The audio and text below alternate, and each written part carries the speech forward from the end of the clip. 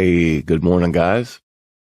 This is Dana here, and today we're going to talk about the number one thing that you must do in order to record an audio file on a professional level. Now, I'm going to start down here with a review that was left, and this was left by Sonny Terzic. Sonny took this course, and we've been working together. We've got a total of 10 hours invested in this. And I'm going to let you read everything up here. If you want to come up to yourpodcastreview.com, click on podcast course. You'll find it at the very bottom. And I'm going to read the first sentence. In spite of the fact that my everyday work is in audio engineering for the national theater in my country, which is Bosnia, this podcasting course has been the most educational and most valuable time ever spent in my life. Okay? So what does Sonny do? Well, we're going to take a look, and let's listen to this 30-second video from their official website for their national theater.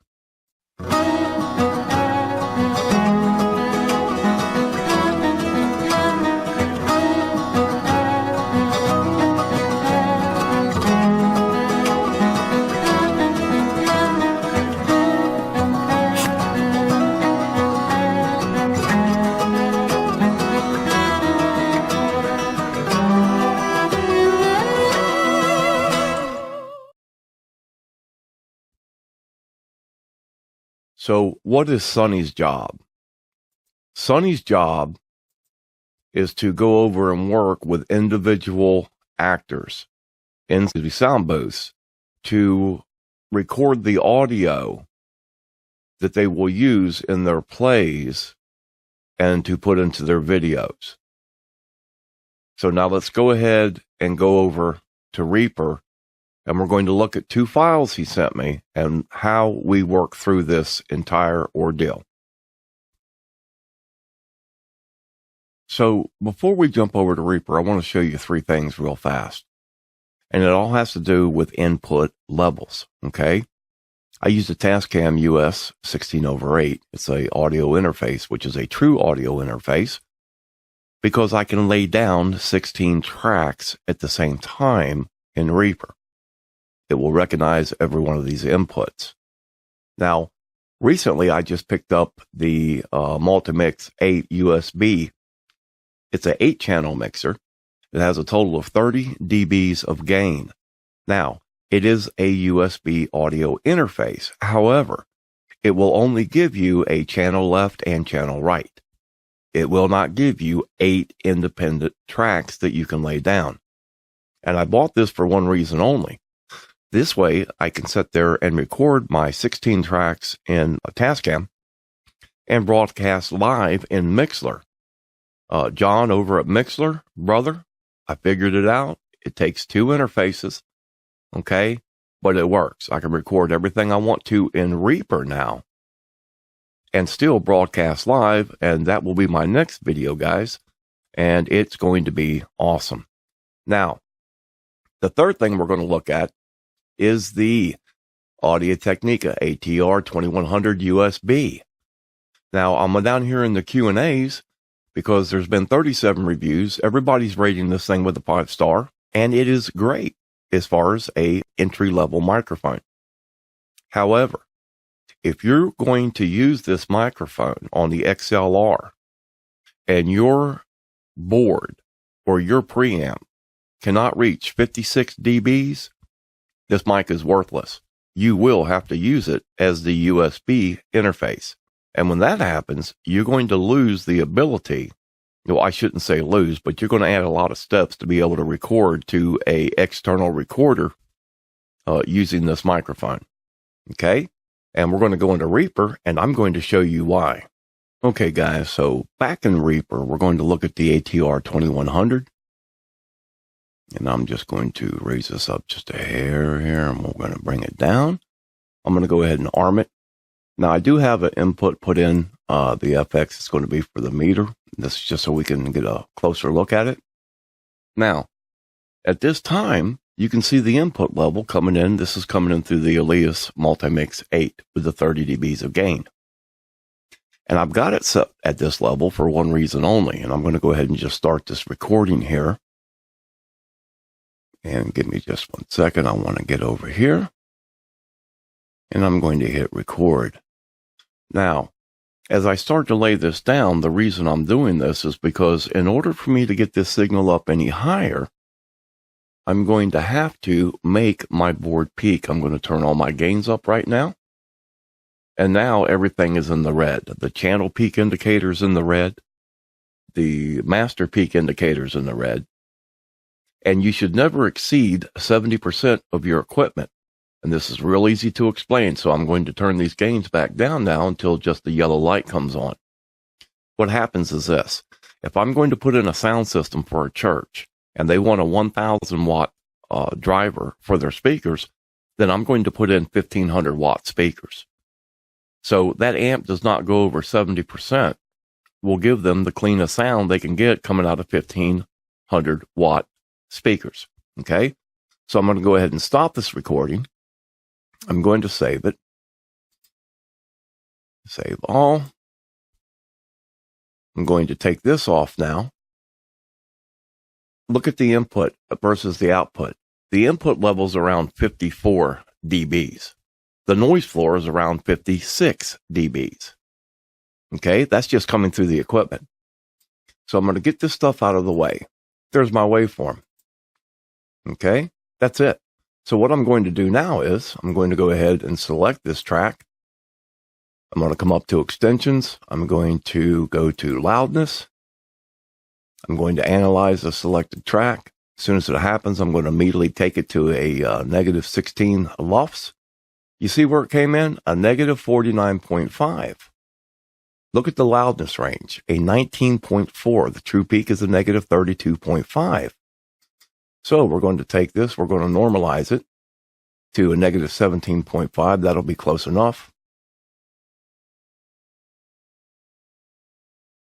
That's the waveform. Okay.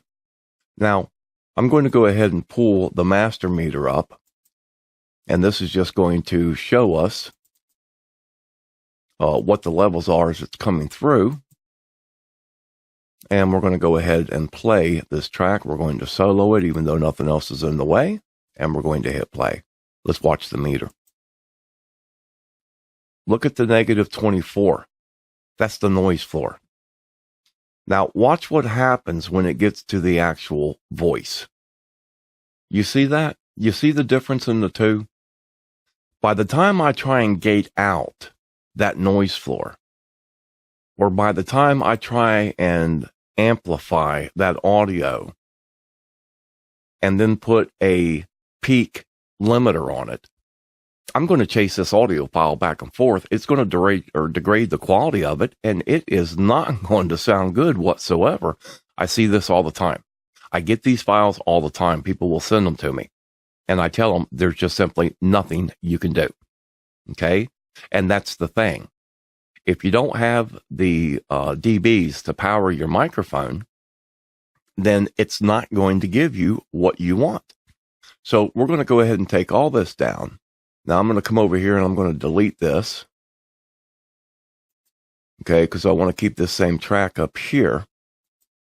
Now I'm going to come up to my options, and now we're going to switch over to this same microphone, but this time we're going to go in with the USB. Okay, and that's where it is right there. Now we're coming in the USB. We're going to arm it to record. Now I'm going to pick up this microphone, and as you can see right now, I'm coming in at a negative 12.1. I'm at a negative 8.9.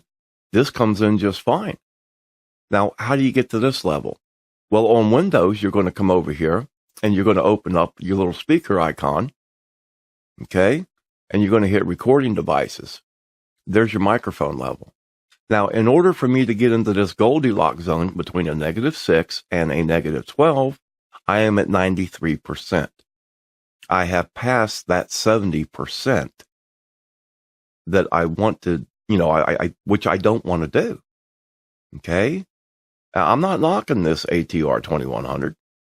it's a very good entry level if this is all you can afford to go in there and start podcasting. Okay, now let's go ahead and look at a few things while we got it up here. Now, first thing I'm going to do is be silent so we can look at our background, okay, our noise floor. Now, I'm in a relatively quiet atmosphere right now. I'm using a sound shield in front of me. Other than that, there is no prep in the room. So let's just go ahead and see what it looks like when there is nothing but silence. That's a negative 38. Okay, that's still a tremendously high noise floor. All of this matters with your audio. Now, I'm not going to hook up my Shure FM57 because it takes more than what this microphone here takes. It will just barely even register. But the point being is this. It's the input levels. If you want that true professional audio, it's input levels. Now, let's take a look at what Sonny did.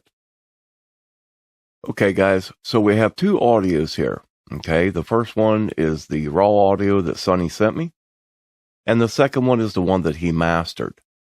Now, I want to show you two things here. This is marker number 2 is where I'm going to actually start the audio. And marker number 1 is the high peak. And I put these in here when I look at the audio. This way, when I go through to set my peak limiters and find out what the true peak is in the entire audio, I can go right to this point. And that's where you'll always find the highest peak is at the highest peak. So if I bring this down, that's how I can go through and find it. Right there. That's what I'm looking for. Okay? And that's where I just put the marker in by hitting M on the keypad. And that'll put my marker anywhere that I want to do it. So let's go ahead and we're going to bring up the FX meter. The sum meter. And let's go ahead and just listen to this now. Here again, this is the raw file. 40. Shure SM58 or SM57, etc.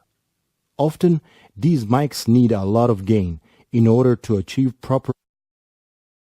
That's the input level that he recorded it at, and I know that because that's what it's playing back at. So it's a negative 7.8. So now that I know where my high peak is, I can come over here, and we're going to play through this high peak and see what that says. With a fat head... Okay, it's a negative 6. So I know that he was recording between the negative 6 and the negative 12, which is the Goldilocks zone. So I'm going to go ahead and zoom out on this just a little bit. I'm sorry, zoom in on it. And let's just look at the background noise. Just for a second. We just want to take a look and see what it is. It's a negative 33.4. That's fine. Because the input level was set correctly, this will not affect the audio whatsoever. At this point, I'm going to go ahead and do away with this track. And that's going to leave us with the mixed and mastered track. And we're going to pull it down. Now, we're going to look at the same thing. I'm going to zoom in. I'm going to come back to my markers. And let's listen to this part of the audio now. And watch what it comes in at. 40, Shure SM58 or SM57, etc. Often, these mics need a lot of... Okay, now let's come over to our high peak marker and let's see what that is. With a fat head, you start off plus 20 dB. A negative 1.1. Okay, so we're going to come up. We're going to come down to loudness. We're going to analyze this track, and we'll see what it says. A negative 16 lofts, loudness range 3.2, true peak negative 1.1 dB total peak. Sonny, I promise you, brother, I learned just as much from you as you did from me. And I promise you this, my friend, at any time, 24/7, 365, 24 hours a day, 7 days a week, 365 days a year.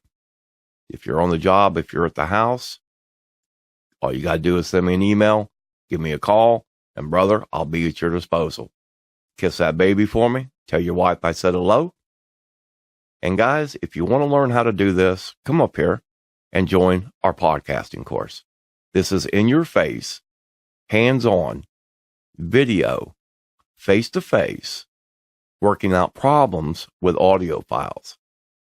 God bless, stay safe, and we are out of here.